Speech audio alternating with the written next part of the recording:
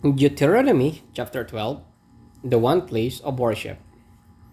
These are the decrees and laws you must be careful to follow in the land the Lord, the God of your ancestors, has given you to possess. As long as you live in the land, destroy completely all the places on the high mountains, on the hills, and under every spreading tree, where the nations you are disposing worship their gods.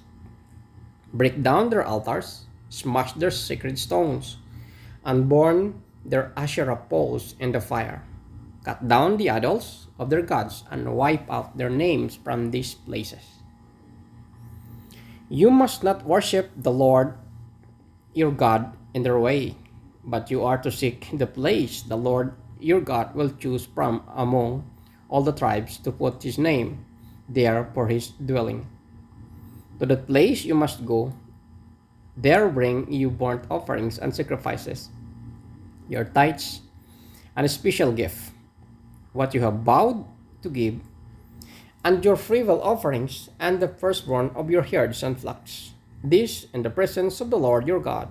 You and your families shall eat, and shall rejoice in everything you have put your hand to, because the Lord your God has blessed you. You are not to do as we do here today, everyone doing as they see fit, since you have not yet reached the resting place and the inheritance the Lord your God is giving you. But you will cross the Jordan and settle in the land the Lord your God is giving you as an inheritance. And he will give you rest from all your enemies around you so that you will live in safety. Then to the place the Lord your God will choose as a dwelling for his name. There you are to bring everything I command you, your burnt offerings and sacrifices, your tithes and special gift, and all the choice possessions you have bowed to the Lord. And there rejoice before the Lord your God, you, your sons and daughters, your male and female servants, and the Levites from your town, who have no allotment or inheritance of their own. Be careful not to sacrifice your burnt offerings anywhere you please. Offer them only at the place the Lord will choose in one of your tribes. And there observe everything I command you. Nevertheless, you may slaughter your animals in any of your towns and eat as much of the meat as you want, as if it were gazelle or deer, according to the blessing the Lord your God gives you. Both the ceremonially unclean and clean may eat it, but you must not eat the blood, pour it out on the ground like water.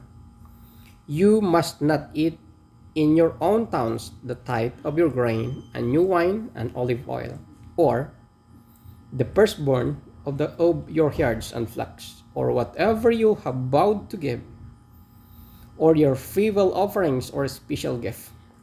Instead, you are to eat them in the presence of the Lord your God, at the place the Lord your God will choose.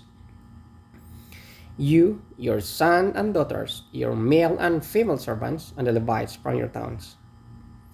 And you are to rejoice before the Lord your God in everything you put your hand to.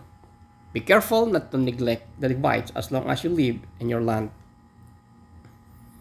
When the Lord your God has enlarged your territory as he promised you, and you crave meat and say, I would like some meat, then you may eat as much of it as you want.